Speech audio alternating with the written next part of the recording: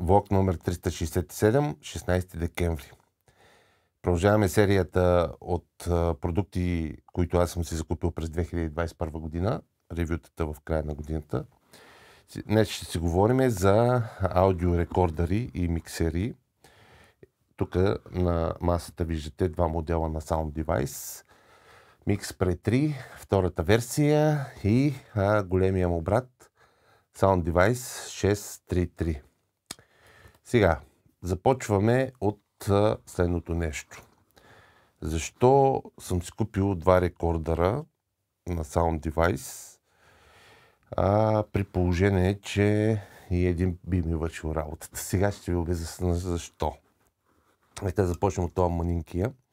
MixPre 3, втората версия, си го купих от един човек тук в България. Намерих го в сайт за обяви и веднага, щом видях обявата, се свързах с човека.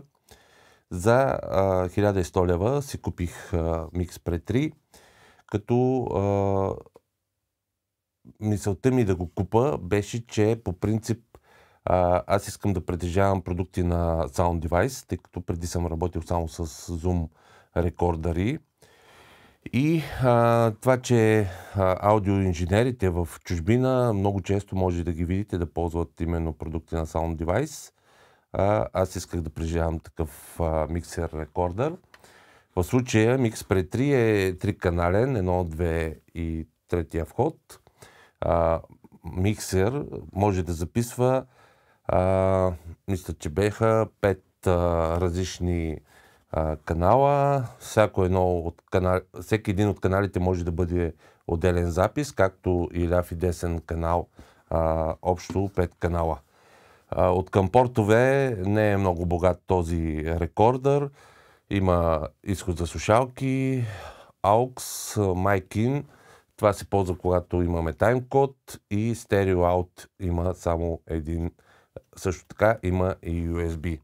Сега, аз за какво го ползвам? В началото, когато го закупих, тъй като той ми беше основния рекордър, го ползвах за запис на аудио за видео, но веднага след като си купих Sound Device 633, този MixPre 3 ми се превърна в аудио интерфейс за моя компютър и в момента дори си го ползвам като такъв в двата входа, т.е.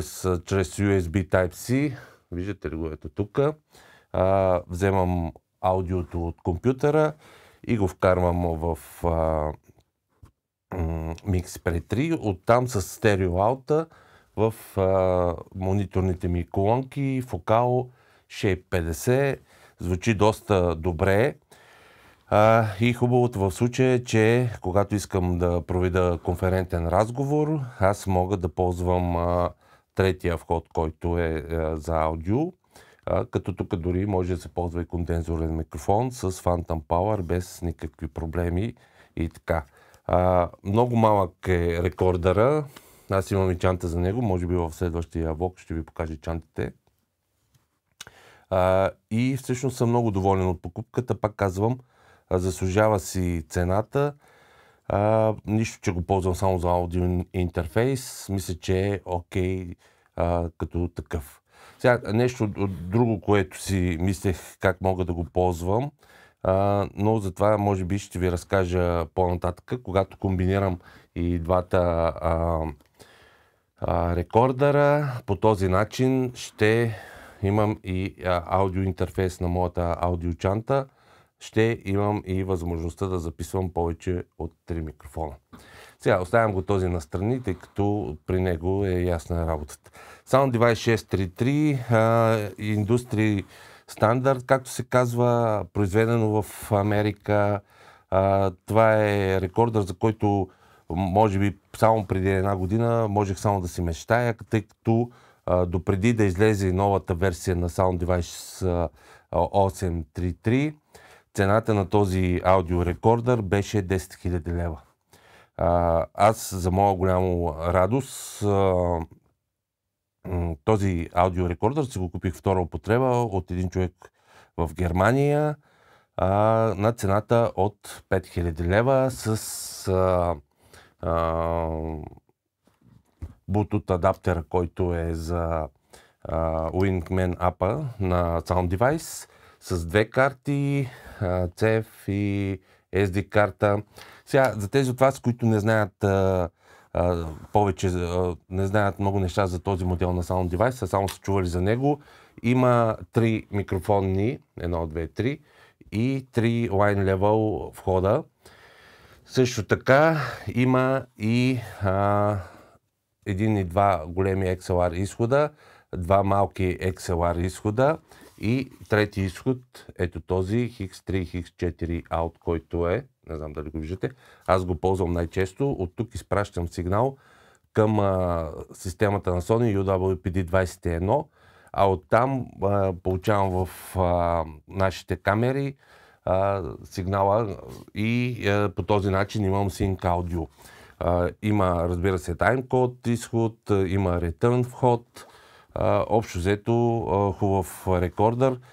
Разбира се, какво да ви кажа, много съм доволен от покупката си, наистина звучи уникално, особено когато се ползват с хубави микрофони, Shops, DPA, Sennheiser, просто няма такава друга комбинация, която да звучи толкова добре. За тази цена, разбира се, има и по-хубави неща, но те са доста по-скъпи. Единственото ми, което ми е останало като спомен от при закупуването на този аудиорекордър, беше, че ето това копче, транспорт копчето, което е за запис, не работеше тогава и беше много така чердин и дет се вика. То не беше и цял ден, общо взето половин ден се опитвах да подкарам копчето.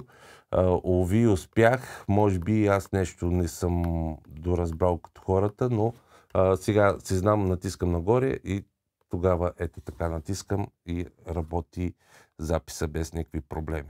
Иначе съм много доволен от покупката си, пак казвам, за цена от 5000 лева. Общо взето, не знам, допреди една година можеше само да си мечтая за такова нещо да притежавам, тъй като нямам такава възможност, нещо, което струва 10 000 лева, да си го закупа и така.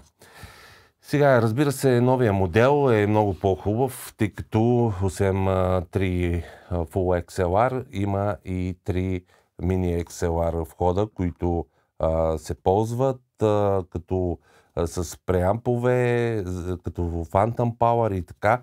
Сега новия модел, разбира се, има и недостици, харчи много повече ток. Да ви кажа, аз много рядко ми се налага да ползвам повече от 3 микрофона едновременно. Ако все пак се наложи да ползвам повече от 3 микрофона, мога лесно да комбинирам двата си рекордера, тъй като и двата рекордера поддържат таймкод и мога така да направя нещата, че с общо 6 микрофонни преампа аз да запиша 6 различни входа. Това, между другото, мислех да ви го казвам малко по-натам, но сега ще го споделя с вас. Ако се наложи паралелно да записвам наистина 6 човека, мисля точно в този вариант да го направя. Или пък дори да са само 3 човека с 3 бум микрофона и 3 лав микрофона, отново може да се направи с този вариант. Пак казвам, двата рекордера имат таймкод. Благодарение на системата ми на UltraSync One, аз мога да ги синхронизирам без никакви проблеми. Сега нещо важно за този миксер и рекордър на Sound Device 633. Има плагина на Dugan Automix, който е много хубав плагин, с чиято помощ ние може да миксираме преспокойно, да получим накрая един такъв добър микс. Разбира се, имайки допълнително ISO каналите, ако някъде нещо не ни харесва, винаги може да се коригира. Докато на Mix Pre 3 има Automix, който е на Sound Device плагин, който е платен $100. Аз не съм си го купувал, тъй като, пак казвам, Mix Pre 3 в момента ми служи само като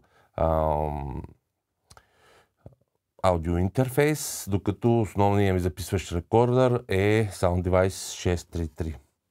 Ами, не знам, мисля, че всичко ви казах за тези два рекордъра. Дали ще си купа новия модел 833, В момента цената на новия модел варира около 12-13 хиляди лева, доста е скъп и реално не виждам никаква причина аз да си купувам новия модел, при положение, че стария също ми върши чудесна работа. Благодаря ви много, че гледахте. Очаквайте, мисля, че имам още един влог от тази серия. Мерси и чао!